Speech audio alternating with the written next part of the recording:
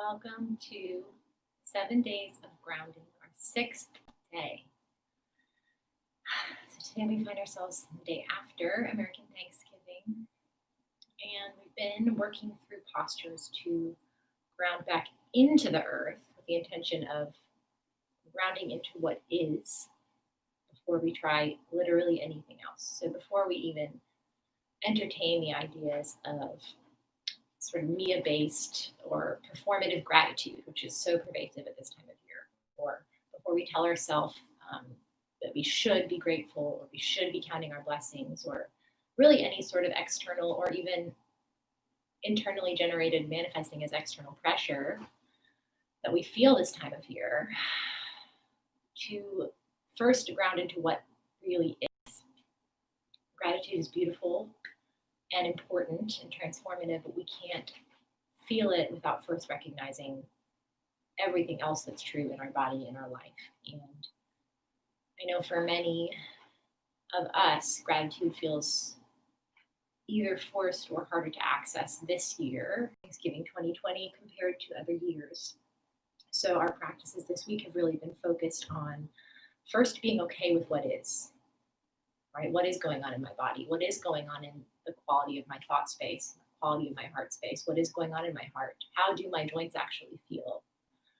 Positive or negative, tense or fluid, and noticing that first, so that we can ultimately springboard ourselves into a life that is full of gratitude, or that is full of open-heartedness and all these things we wish to be and want to cultivate, right? We recognize that we start first with grounding into the actual truth of how it feels to be us in this moment.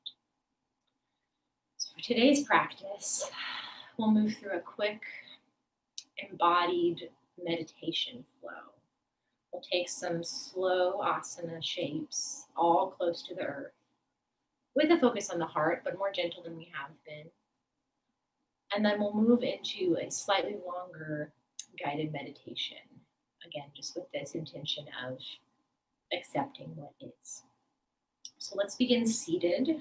Feel your tail grounding into the earth, spine long, head growing up towards the sky. You can shut your eyes or just allow soft focus. Palms into your knees, into your thighs, or into the earth. Roll your shoulders back and begin by noticing the breath. So changing or forcing the quality of your breath. Just notice how it feels in this moment. This minute, this hour, this day to be breathing. Does it feel easy or hard to tune into your breathing? Is it deep or shallow? Is it easier to feel it in your nose or in your chest, your throat, or your belly? Is it slower or faster than it was at 6 a.m. this morning or 6 p.m. tonight? And just notice these things without attaching judgment to them. What is your heartbeat doing? What are your thoughts doing? Are they racing? Are they moving sluggishly? Are they helpful or unhelpful? Or how do you experience them? Just noticing these things again without attaching any desire to fix or change. Just what is true inside of you today. Deepen your breath. Take a big, deep inhale through the nose. Fill up. Exhale, sigh everything out. Another deep breath, and this time shut the mouth on the exhale, sealing your breath in. Breathe in. Breathe out. This time add the arms. Breathe in, sweep the arms up overhead. Exhale, hands to heart center. Extend both arms long to your sides. Ground all 10 fingertips into the earth. Drop the right ear towards the right shoulder, stretching the neck. Send the breath to the left side of the neck. And already tapping right into this intention of love for what is. Using every breath here to just send even those minute muscles of your neck some love. So it really is that simple, that accessible for us always, right? It's always right there. This notion of just noticing what is, it's always right there as close as our own skin. It's just a matter of remembering to do it, which for so many of us, myself included, feel really challenging. And then as soon as we breathe, as soon as we remember, tune in, there it is. It's right there within your reach. Super slowly begin to bring your head back up to center, straight spine, and then just switch sides. Drop the left ear towards the left shoulder. Moving with real care, real slowness, curiosity, breathe into the muscles on the right side of the neck.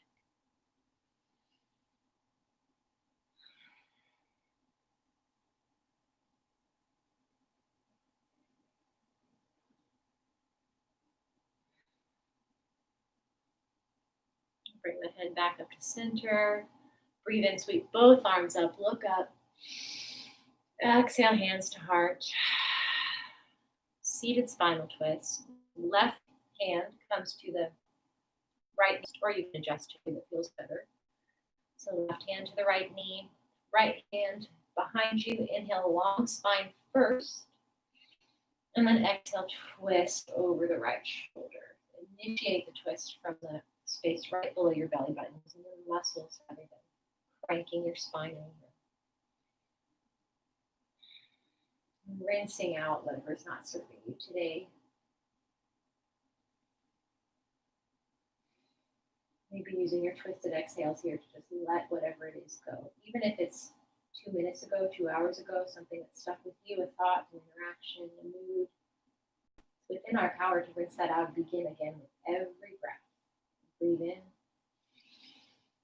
breathe out. Slowly come back to center. Arms sweep up, look up, breathe in. Exhale, hands to heart. And twist second side. Right hand to left knee, left arm behind. Breathe in first to lengthen the spine. And exhale to twist. New side, new perspective. Stay breathing.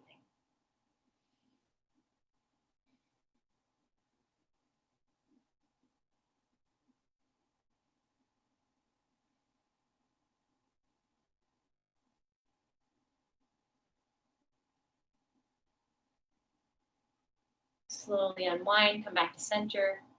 Rock forward onto your hands and knees and come into tabletop. Won't be here long. Let's take some really slow, gentle cat-cow tilts in the spine here. So rather than a dynamic intention, today we'll focus our attention on the experience of each individual vertebra shifting and moving as we move through these familiar shapes. So as you exhale to round your spine, inhale to uncurl your spine, opening your chest, lifting your tail. Familiar shapes. You envision or even feel each individual vertebra along your spine. What does it have to do to create these shapes in your body?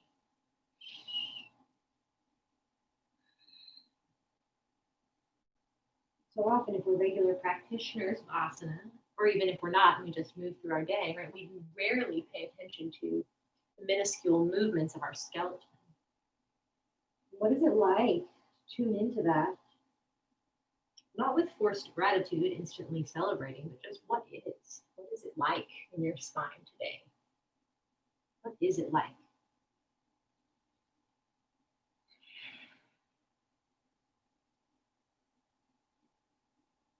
Come back to neutral spine.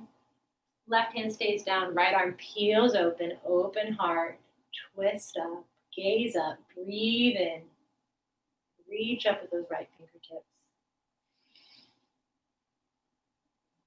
Exhale, plant the hand and switch sides. Right hand down, left arm peels open, twist open, heart expands, look up, breathe in.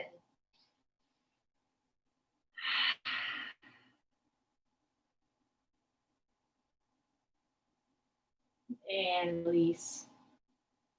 Sit the hips back towards the heels, child's pose. Reach all 10 fingers long, third eye into the earth. Breathe into your breath. And exhale, release. Sigh everything out to the earth below you. You can keep your hands as they are, or you can bring them to a prayer position behind your neck. You can just glance up if you want to see what this looks like.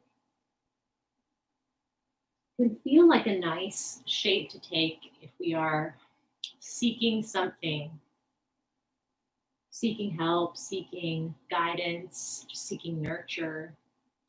For me, whenever I take that shape with my hands, it just feels like sort of a gesture of simultaneous surrender and answer.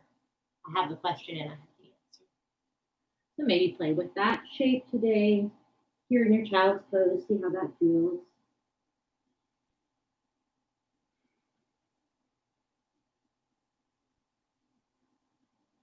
And what questions are you struggling with that maybe if you tuned in to what really is, right, our work of this week, maybe you would realize you actually do have the answer in your heart, right? We all have powerful intuition, each and every one of us. And sometimes we lose track, and that's natural too. You have that maybe has a lot of answers for you. You just breathe into what is today.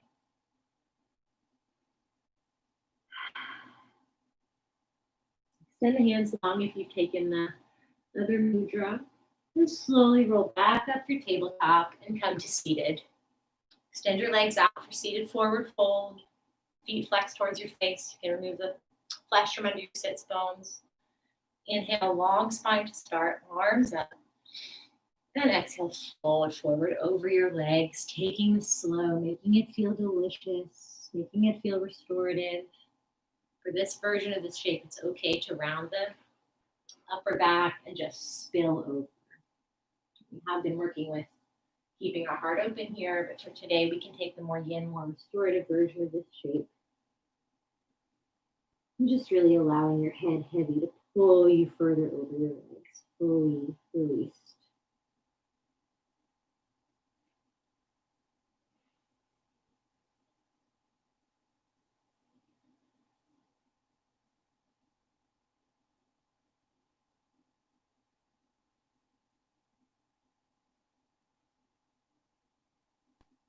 Slowly begin to walk your hands back up your shins, bring yourself back up to a straight spine.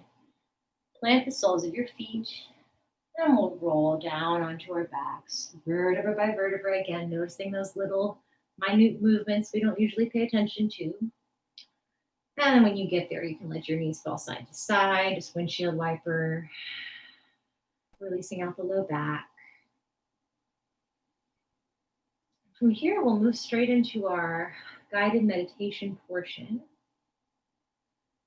We use the next couple breaths to take any final little movements, little stretches, little adjustments that your body wants before you enter into Shavasana meditation. This could mean getting a blanket or a pillow, getting cozy. It could mean just stretching out in Shavasana and shutting your eyes. It could mean a few more shapes or stretches that you need.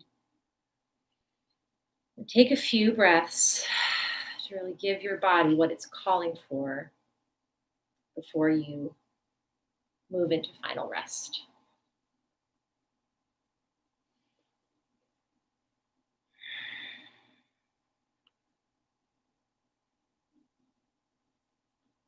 As you begin to let your body's movements fall away, come into stillness,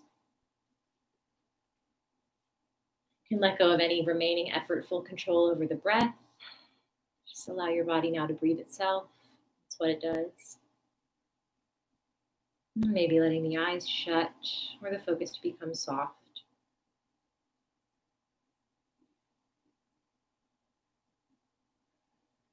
This meditation is again from the Radiance Sutras, the translation of the Vijnana Bhairava Tantra, ancient Sanskrit text translated by Lauren Roche.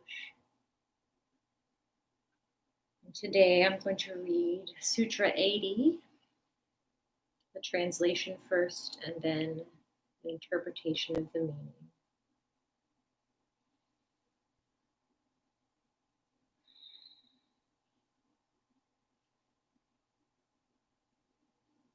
That space is bad.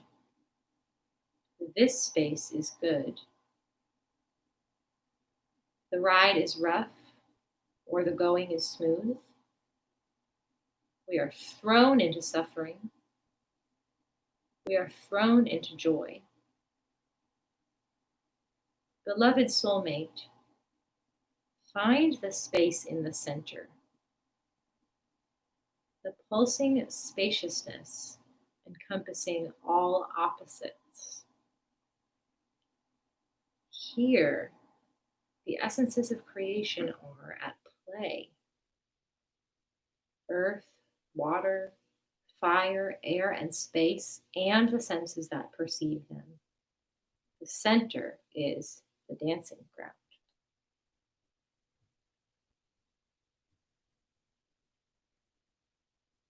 Dukkha, translated as uneasy, uncomfortable, unpleasant, difficult. During meditation, your mind will be drawn toward whatever pain and sorrow is going on in your body and in your life. In any given moment, you might feel an ache, which then turns into an irritated sensation, a pang, a sting, or soreness. How do we deal with our world of trouble?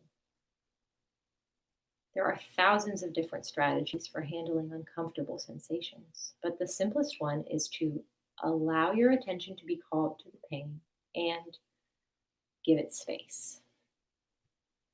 The word dukkha is literally bad space, the image of a wheel out of balance or rough going. So sukha is good space, or the wheel that is rolling swiftly and easily.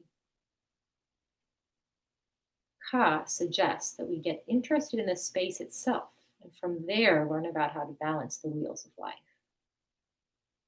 In yoga, there is the concept that life energies spin like wheels. Chakra means wheel, a potter's wheel, a whirlpool. Your chakras are wheels of energy and motion, each one representing an area of instinct and expression. During meditation, you will feel, with a kind of microscopic perception, tiny ways these are out of balance. We can hurt from giving too much and not receiving enough. Also from receiving too much and not giving enough. We ache to give the best in us. We long to be in flow with our outer and inner world. If you pay attention to an ache in your body, in a chakra, it will try its best to teach you everything, speaking its language of sensation. The quality of attention required to hear it is spacious, embracing, and tenderness. If you have a full life, a lover, job, kids, pets, and projects, you will feel many kinds of pain during meditation. This pain is not to be avoided. It's a signal, not noise. You are a craftswoman or craftsman tending to your potter's wheel. What feels like pain, discomfort, may be feedback that your work in progress is out of balance. The potter puts her hand just so, and balance is restored.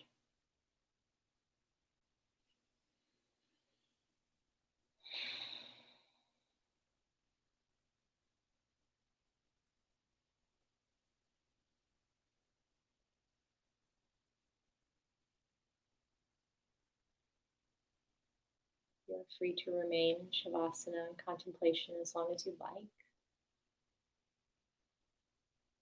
or slowly begin to wake up your body and bring your attention back to the present moment, grounding your feet back into the earth, palms back into the earth, eyes back into your space.